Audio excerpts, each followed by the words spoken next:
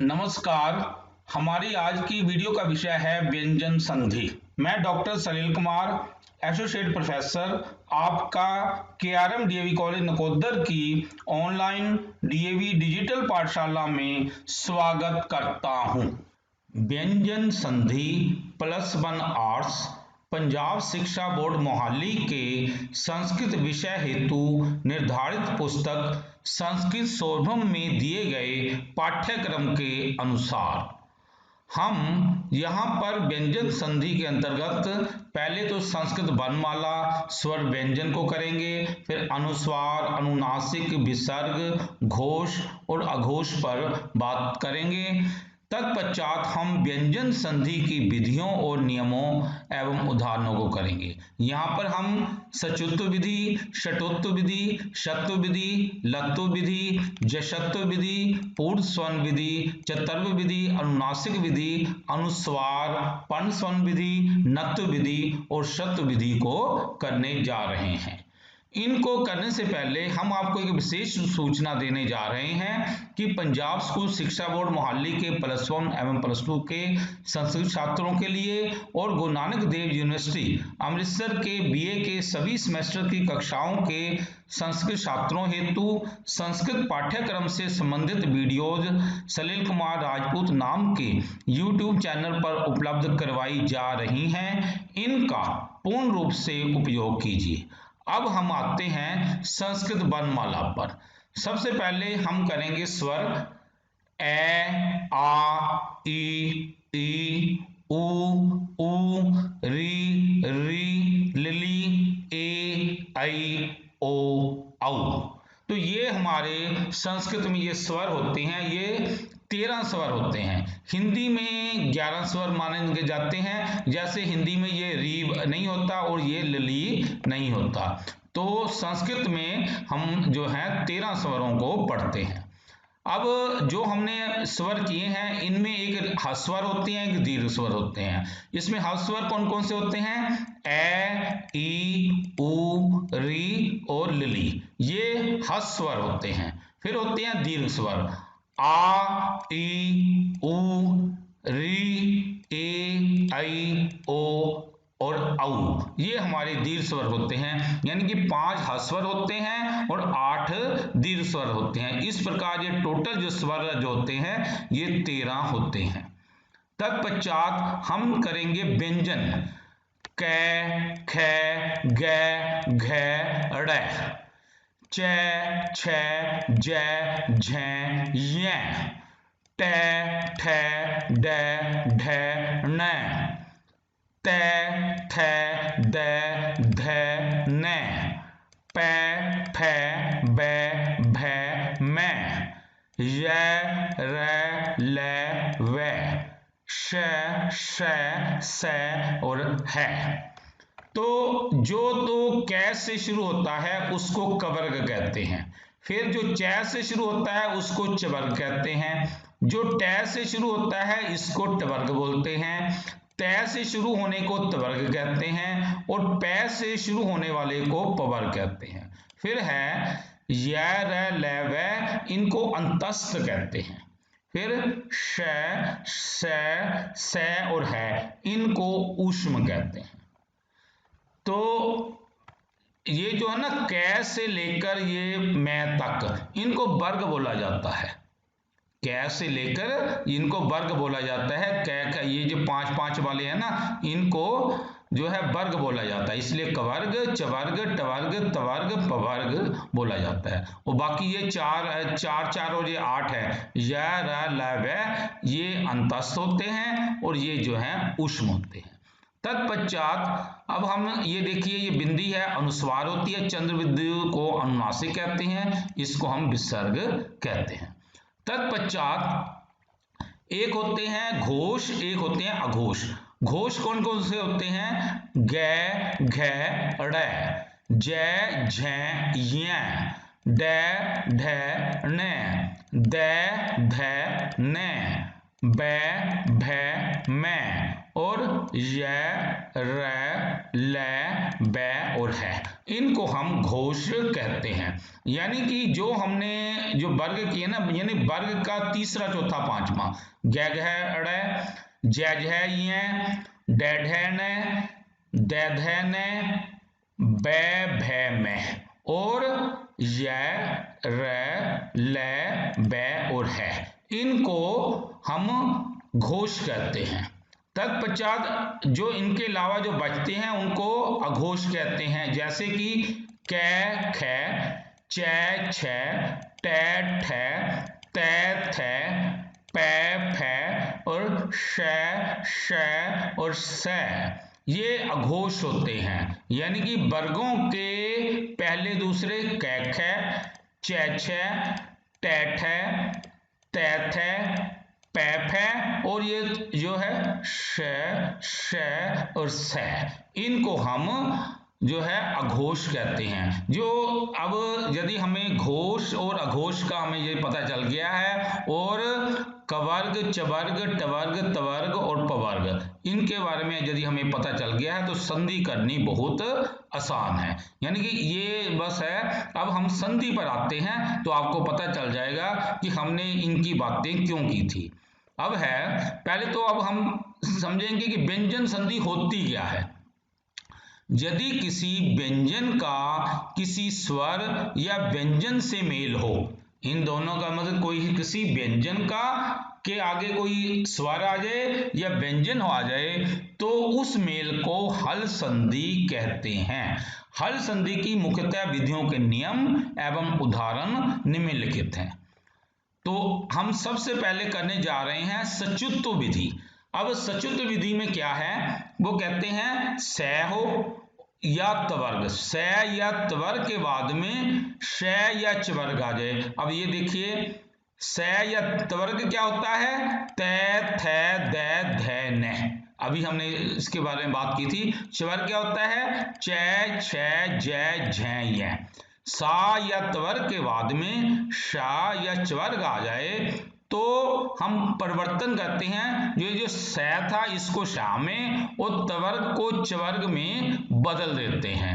यानी कि तै की जगह च आ जाएगा, थ की जगह छ आ जाएगा, दै की जगह ज आ जाएगा और धै की जगह झ आ जाएगा और न की जगह य आ जाएगा। यानी कि इनका उसी हिसाब से हमने ये लिखा है, ऐसे इनको बदल देना है। अब ये देखिए, जैसे रामस प्लस शोभते, अब ये देखिए ये स था तो इसका ये ऐसे आ गया रामस शोभते। तत्पश्चात पुनस प्लस च, तो हमने क्या किया, इसको ये देख लिए, यहां पर हमने शा में इसको बदल गया पुनश्च। तत्पश्चात सत प्लस चरित, अब ये देखिए तवर्ग को चवर्ग में बदल देना, यानी कि तै का जो होता है चवर्ग का पहला अक्षर वो ऐसे च आ गया, सच चरित। ऐसे ही तत् प्लस शत्रम, अब ये तत् इसका पहला अक्षर ये आ गया चवर्ग का, तत् शत्रम। सद प्लस जन, अब ये देखो सद जन, तो इसका जो है पहला अक्षर जो होता है इसका, क्योंकि ये तीसरा लिखा ना, तो ये देखिए एक बार ऊपर आ जाते हैं। अब ये देखिए दै ना, उस हिसाब से मतलब जो कर्म होता है इसको उसी कर्म से ही हमें उठाना है। ऊपर दा था तो ऐसे ये जा, तो ऐसे ये बन गया सज्जन, सद प्लस जन सज्जन। ऐसे ये देखिए शत्रुन पर जयति, अब ये न ये पांचवा है तो इसका चवर्ग का पांचवा अक्षर वो जो है शत्रुन जयति। कई बार गलती बच्चे ये कर जाते हैं कि जो पीछे अक्षर लिखा होता है ना वो तुक्के से वही लिखा जाते हैं। जैसे यहाँ पे तो चल जाएगा, अब यहाँ पे देखो नहीं चलेगा, तो यानी कि हमें ये कर्म देखना पड़ता है कि उसका जैसे ये पहला है तो ऐसे ही चवर्ग का भी पहला आएगा, ऐसे ये देखो तीसरा है तो चवर्ग का तीसरा आएगा। ऐसे ये शत्रुन है, ये देखिए ये तवर्ग था ना, तो चवर्ग का पांचवा ये यहाँ आएगा। एक बार हम जरा यहाँ पर ये देखिए न था ना, न का ऐसे, यानी कि ये हमें करना होता है। तो ये चीज इसमें समझने की बात होती है।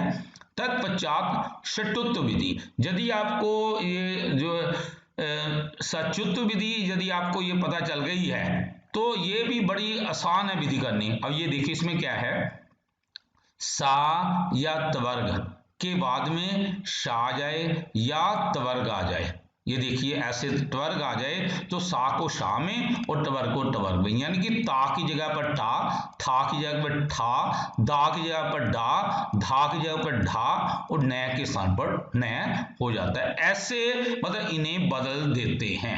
अब जैसे हम ये करेंगे बालस प्लस षष्ठ है तो हमें ऐसे ये शाल लगा दिया, बालस षष्ठ है।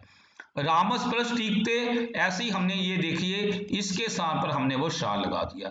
अब तत् प्लस टीका तो ऐसे ये देखो इस तय का ये टट टीका का। मत प्लस डमरू तो ये मत डमरू, इसमें ये मद डमरू भी बनता है। ये आगे हम एक विधि करेंगे जशक्त विधि में ऐसे वो लिखा जाता है मद डमरू।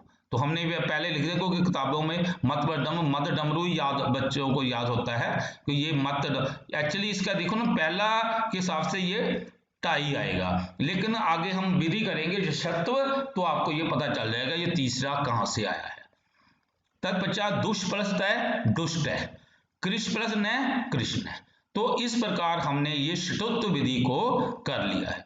अब है विधि शत्व विधि।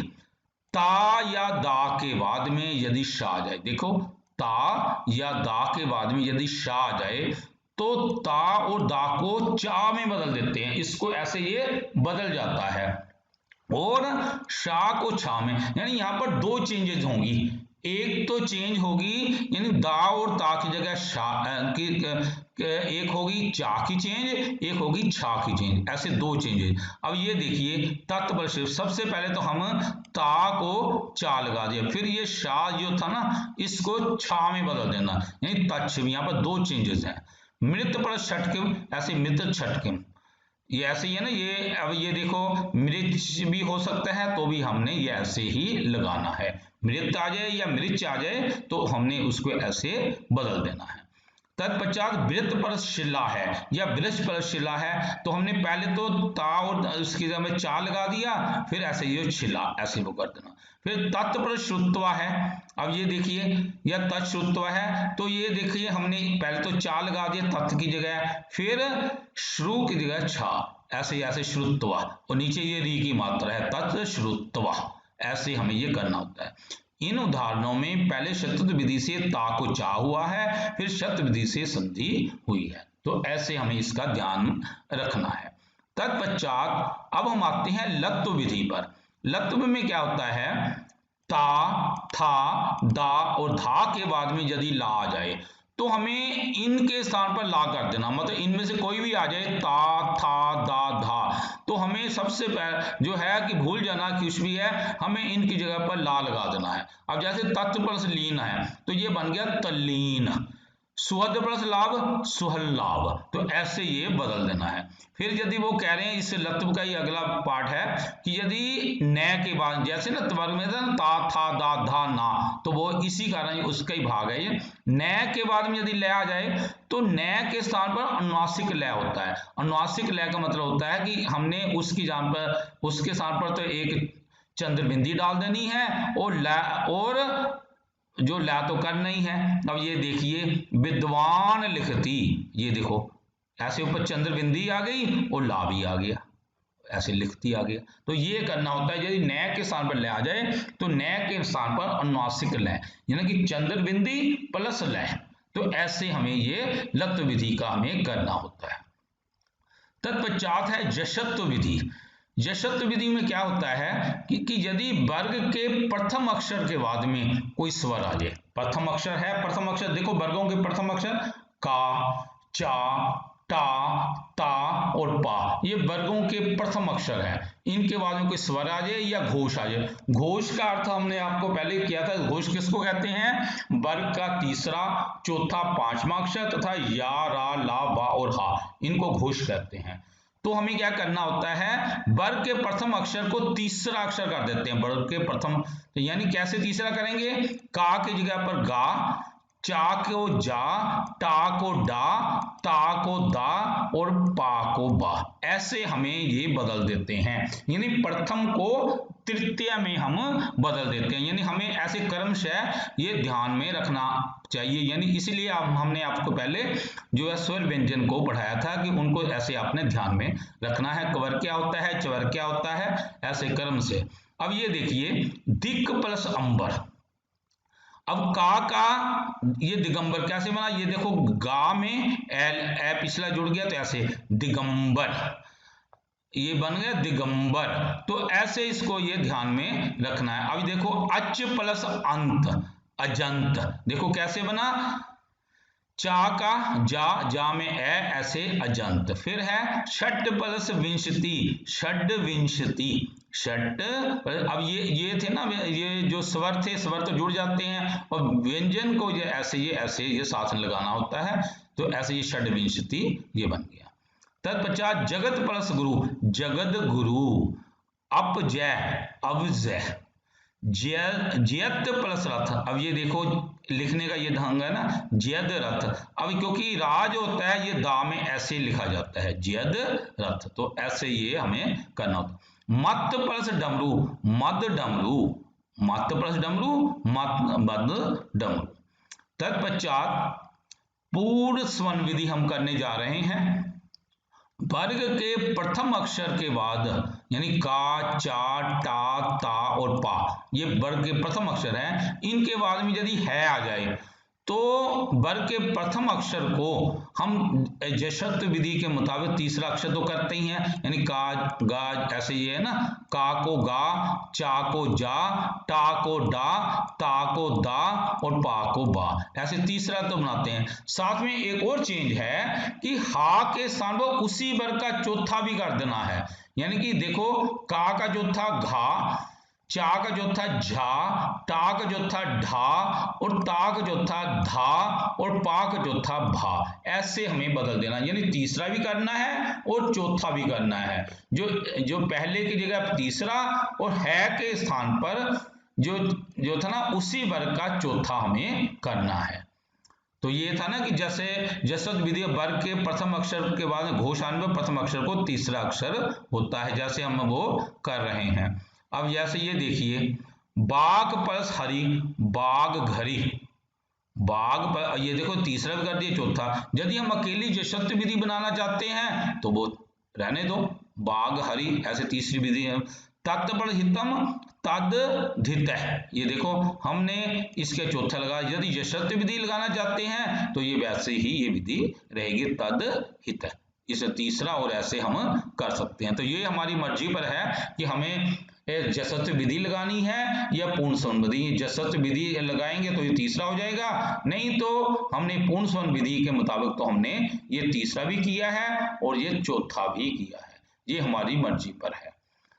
तत्पश्चात है चतर्व या चर विधि। इसमें क्या होता है, वर्ग के तीसरे या चौथे वर्ण के बाद वर्ग का तीसरा होता है गा, जा, डा, दा और बा। चौथा कौन सा होता है, घा, झा, ढा, धा और भा और मा, घा, झा, ढा, धा और मा के बाद में अघोष आ जाए। अघोष हमने बात की थी ना कि पहले दो और तीनों जो शाह जो थे ना, यानी काखा, चाचा, टाथा, ताथा, पाफा और शाह और सा आ जाए तो वर्ग के तीसरे चौथे वर्ण को पहला वर्ण हो जाता है। यानी देखो तीसरे को पहला, गा का पहला का, जा का पहला चा, डा का पहला टा और दा का पहला ता और बा का पहला पा, ऐसे मतलब ये बदल जाते हैं। यदि चौथा भी आ जाए, चौथे का भी इसका भी देखो ना, घा का पहला का, झा का पहला चा, ढा का पहला टा, धा का पहला ता और मां का पहला पा। यानी कि हमने तीसरा या चौथा आ जाए के बाद में यदि अघोष आ जाए, यानी कि पहला वर्गों के पहले दो या तीनों शाह आ जाए तो हमें ऐसे बदलना होता है। अब ये देखिए छेद जमा ता, तो ये देखो ना हमने दा को ता में चेंज कर दिया, शेता। अब इसको लिखने का ढंग ये होता है, यानी कि डबल ता, जैसे हम लिखते हैं ना कुत्ता लिखते हैं, ता के ऊपर ता चढ़ा देते हैं, उसी तरह ये लिखा गया। उत प्लस पतती उत्पत्ति, अद प्लस ती, ये देखो ना अति। अब इसको लिखने का ढंग ऐसे है, छेद प्लस ता छेदता, उद प्लस पत्ती उत्पत्ति, अद प्लस ती अति। अब है एक और उदाहरण देखिए, उद प्लस सा उत्साह, तो ऐसे हमें ये करना होता है। तो ये हमारी चतुर्थ विधि भी समाप्त हुई। अब हम आते हैं अनुनासिक विधि। अनुनासिक विधि में क्या होता है कि वर्ग के प्रथम अक्षर के बाद में यदि पंचम अक्षर आ जाए, यानी का के बाद में ड़ा, चा के बाद में या और टा के बाद में ना और ता के बाद में ना और पा के बाद में यदि मां आ जाए, यानी यदि इस प्रकार आ जाए तो इन प्रथम अक्षर को पंचम अक्षर कर देते हैं। ऐसे का को ड़ा कर देते हैं, चा को या, टा को ना, ता को ना और पा को मां, ऐसे बना दिया जाता है। किंतु वो कह रहे हैं कि यदि आप जशत्व विधि लगाना चाहते हो तो वो तो आपको पता ही है, वो हम तीसरा लगाते हैं। यदि इसमें जशत्व विधि भी आए हम लगा सकते हैं तो वो तो हमें पहले को तीसरा करना ही होता है। तो ये हमारी मर्जी पर है कि हमने कौन सी विधि लगानी है। अब ये हमने यहाँ दोनों विधि को लिखा है। अब ये देखिए बाग प्लस निनाद, यदि हम अनुनासिक विधि लगाना चाहते हैं तो का पांचवा बांग निनाद, ये तीसरी विधि लगाना चाहते हैं बाग निनाद, हम का तीसरा ऐसे कर दिया। षटमुख षणमुख, टा का पांचवा षणमुख, ये तीसरी जशत्व विधि षटमुख है। जगत प्लस नाथ जगन्नाथ, तीसरे लगाना चाहते जशत्व तो जगन्नाथ। तो ये हमें ऐसे करना होता है।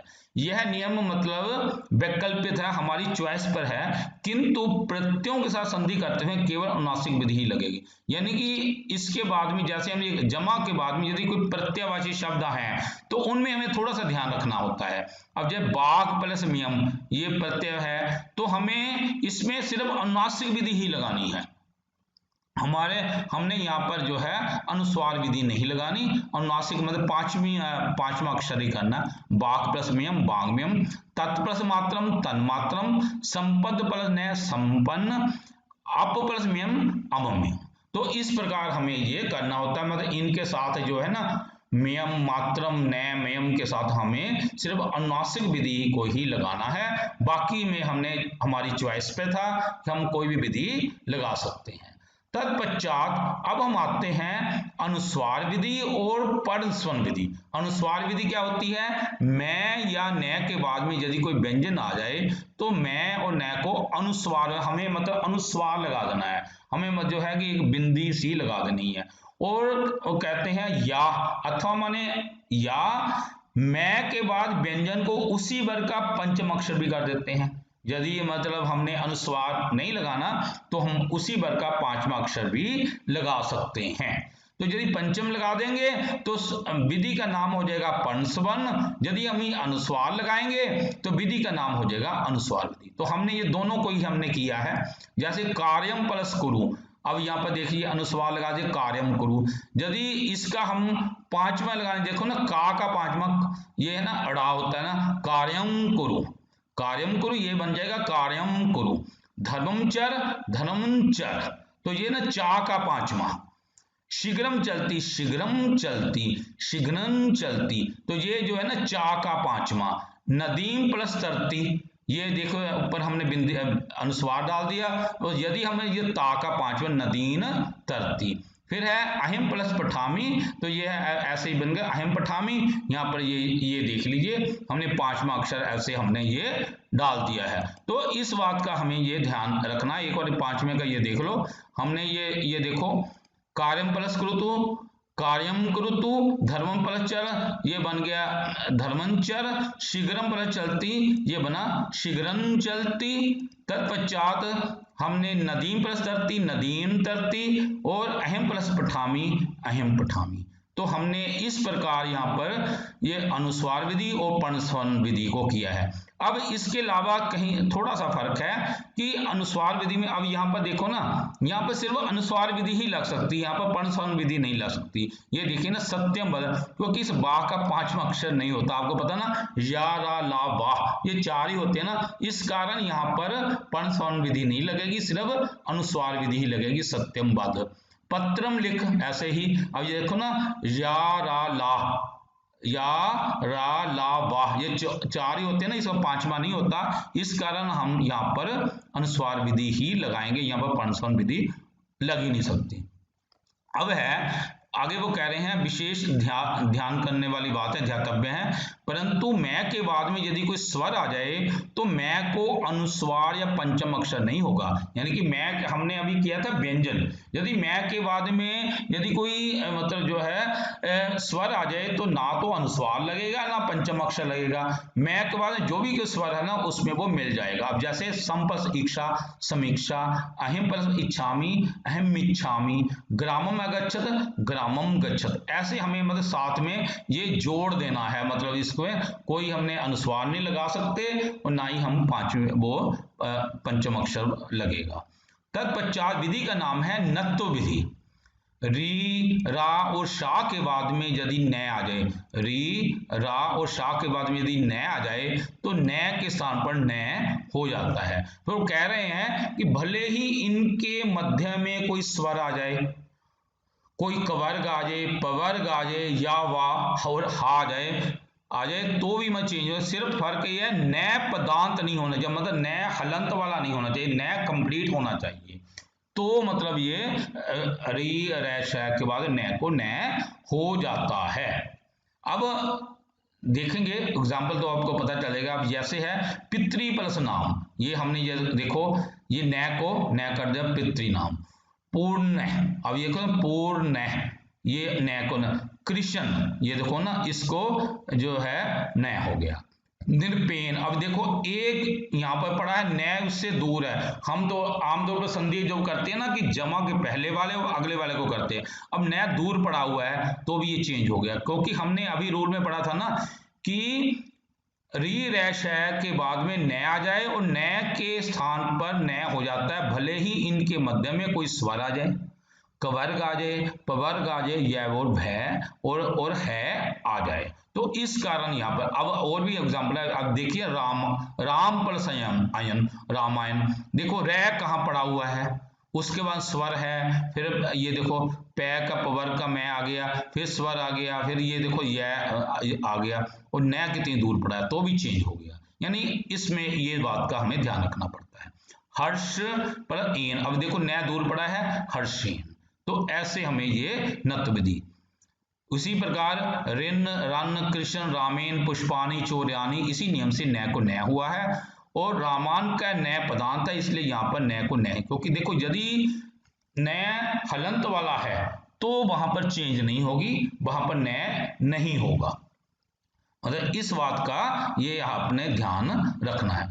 तत्पश्चात शत्व विधि, ए आ से भिन्न स्वर के बाद में यदि से आ जाए, मतलब कि कोई भी मतलब है ए आ नहीं आने चाहिए, इनके अलावा और कोई स्वर है उसके बाद में यदि से आ जाए तो से के स्थान पर शय हो जाता है। जैसे आप देखो रामे, अब इसमें देखो इसमें ए है, ए के बाद में सु है तो रामेशु, हरि ये ई है, ई के बाद में सु हरीशु, करो ओ है ना, ओ के बाद में सी, ये बन गया करोशी। अब रोधी ई के बाद सी रोधिशी। अब वो कह रहे हैं ए आ से भिन्न स्वर के बाद में यदि न हो और विसर्ग, चाहे वो विसर्ग आ जाए या श और स आ जाए, तो जो स जो होता है वो स तो न के स्थान पर अनुस्वार अथवा अनुनासिक और स के स्थान पर श हो जाता है। अब ये एक बार नियम देखोगे तो पता चलेगा। अब ये देखो धनुन प्लस शी लिखा है, अब यहाँ पर देखिए हमने क्या किया, देखो ये ऊ की मात्रा, बड़े ऊ की मात्रा है, स्वर है, ए नहीं है यहाँ पर, देखो न है ना, उसके बाद न आ गया और ये धनुषी या धनुषी, ये अनुस्वार वाला है, ये जो है अनुनासिक, तो ऐसे जो है हमें कर देना। हविष्य, अब एक बार और ये नियम को जो पढ़ लो तो आपको क्लियर अब हो गया होगा। यानी वो कह रहे हैं ए आ से भिन्न स्वर के बाद में न आ जाए, विसर्गे आ जाएं या इनमें से शा और सा हो और इसके बाद में यदि से आ जाए तो न के स्थान पर जो न है ना, न के स्थान पर हमें क्या करना है, अनुस्वार अथवा अनुनासिक कर देना। एक तो चेंज हमें ये करनी है और चेंज क्या करना हमें, से के स्थान पर श, मतलब दो चेंजेस हमें करनी है। तो ऐसे ही यहाँ पर ये देख लीजिए, हमने न के स्थान पर तो हमने ये देख लो, हमने अनुस्वार डाल दिया या अनुनासिक डाल दिया, फिर सी की जगह पर शी, ऐसे ये कर देना था, ऐसे हविष्यु, ऐसे हविष्यु। फिर वो कह रहे हैं अगला नियम है इसका ही, कै के बाद में यदि स हो तो स को श हो जाता है, जैसे बाघ पर सु, बाक्षु, ये दो संयुक्त अक्षर से बना है, कै और शाह से, ऐसे ये बाक्षु ऐसे लिखा जाता है। फिर है इसी प्रकार कविशु, नदीशु, धेनुषु, वधुषु, पितृषु, गोषु, नोषु, इसी नियम से सु के स्थान पर सु हुआ।